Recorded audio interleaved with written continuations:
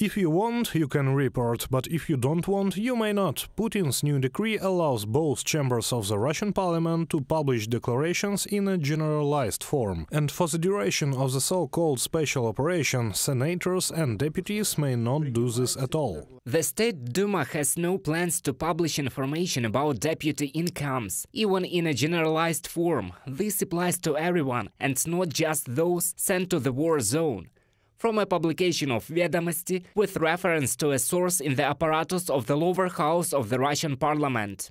In fact, Russian society has been divided into two classes. Some are dying in Ukraine, others are multiplying their assets. While some are knitting socks for Russian soldiers, others do not bother with declarations. The fact that power in the Federation has always profited from its people is no secret to anyone. Numerous investigations have shown that the Kremlin elite has more than enough property: yachts, palaces, real estate abroad, bank accounts. But only if earlier the political elite at least pretended to report to their people, publishing information on income annually. Since March of this year, a law has come into force that allows not to disclose information about the income and real estate of parliamentarians. Moreover, the State Duma intends to publish information partially. For example, how many declarations were submitted, how many were not submitted, whether there were violations in them.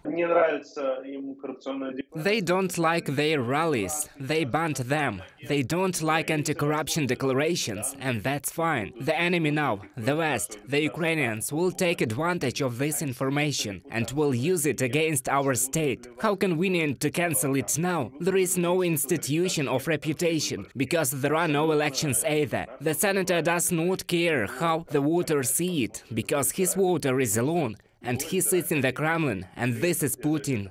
Russia's full-scale invasion of Ukraine showed not only the incapacity of the Russian army, but also of the Putin regime as such. The lack of success at the front, the unwillingness of Russians to mobilize, the resistance to the regime, all this is just the beginning of Putin's collapse, experts say. Therefore, he is trying in every possible way to win loyalty along the entire vertical. The goal is simple: friends can steal, the main thing is surviving of system.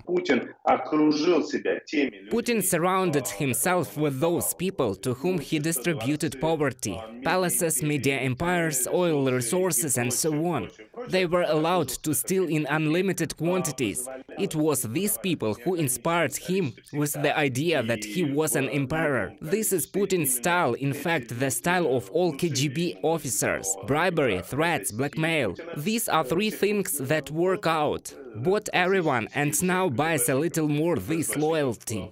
10 zeros in the declarations of officials will obviously not motivate Russians to go to the front to die. Therefore, instead of demonstrating that the life of people for the government is worth nothing, it is better to feed them with propaganda materials about Nazism in Ukraine, experts emphasize. Reported by Serhiy Kulas, Yulia Granovska, UATV News.